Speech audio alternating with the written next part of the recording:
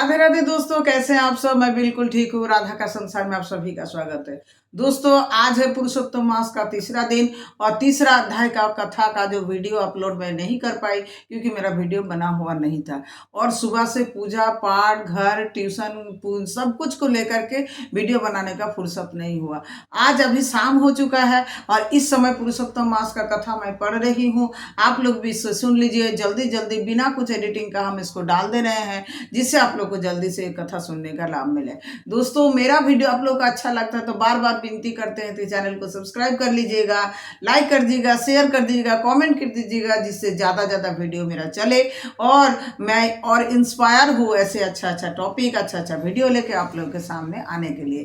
तो चलिए बिना देर करते हुए सुनाती हूँ पुरुषोत्तम मास का तीसरा अध्याय का कथा। तीसरा अध्याय का कथा ऐसा है।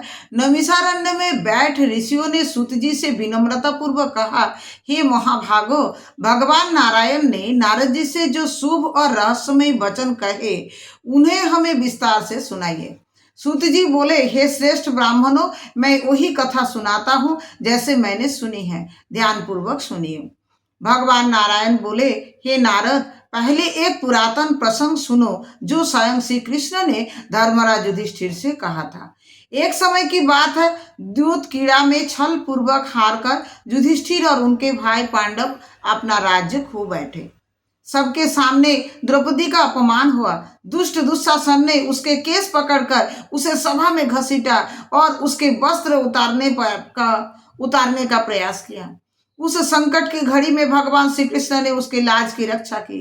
इसके बाद पांडव वनवास को चले गए और काम्य वन में रहने लगे।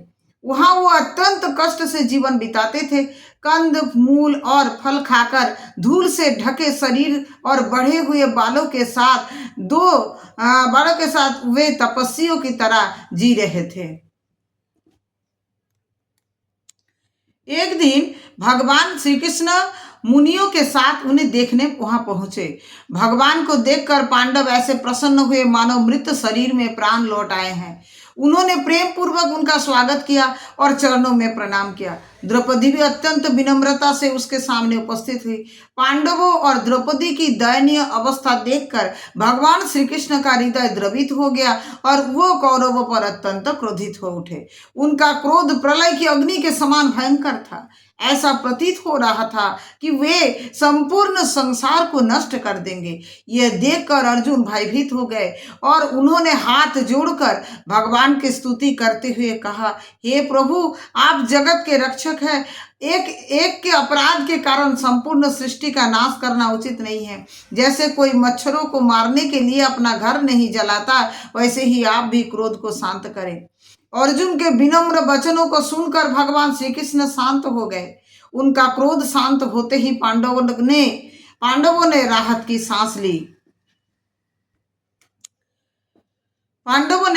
सांस ली। वचन को और प्रेम पूर्वक उनकी सेवा की। इसके बाद अर्जुन ने भगवान से वही प्रश्न किया जो आगे नारद जी ने नारायण से पूछा था। हे प्रभु, ऐसा कौन सा उपाय है जिससे मनुष्य के सभी दुख दूर हो जाए? भगवान श्री कृष्ण ने कहा, हे अर्जुन, यह अत्यंत गुप्त और दुर्लभ रहस्य है जिसे ऋषि मुनि भी आसानी से नहीं जानते। फिर भी तुम्हारे प्रेम और भक्ति के कारण मैं तुम्हें बताता हूँ। उन्होंने आगे समझाया कि इस सृष्टि में हर वस्तु जैसे समय, मास, ऋतु, नदियाँ, पर्वत, वन, औषधियाँ सबके अपने अपने अधिष्ठाता देवता होते हैं जिनकी पूजा से फल प्राप्त होता है। फिर उन्होंने एक अद्भुत कथा सुनाई।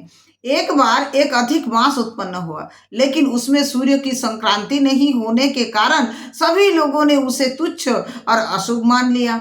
उसे मलमास कहकर अपमानित किया। इस तिरस्कार से वो मास अत्यंत दुखी और निराश हो गया।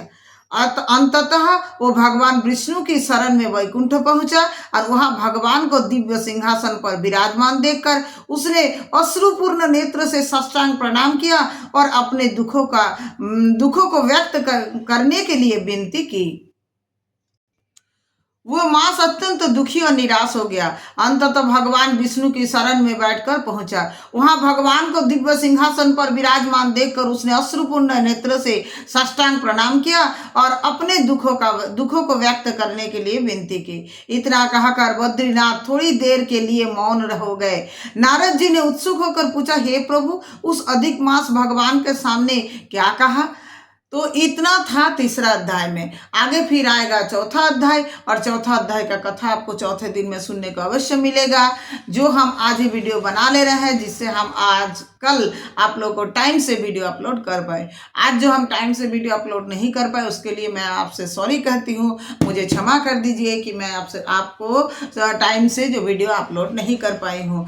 मेरा वीडियो आप लोग को अच्छा लगता है तो विनती करती हूँ हाथ जोड़ के चैनल को सब्सक्राइब कर लीजिए, लाइक कर दीजिए, शेयर कर दीजिएगा, जिससे सभी को मेरा वीडियो देखने का मौका मिले, मुझे थोड़ा इंस्पिरेशन मिले और अच्छा अच्छा वीडियो बनाने का। राधे राधे, हरे कृष्ण, जय श्री कृष्ण, हरि बोल, राधे राधे, राधे राधे, राधे राधे।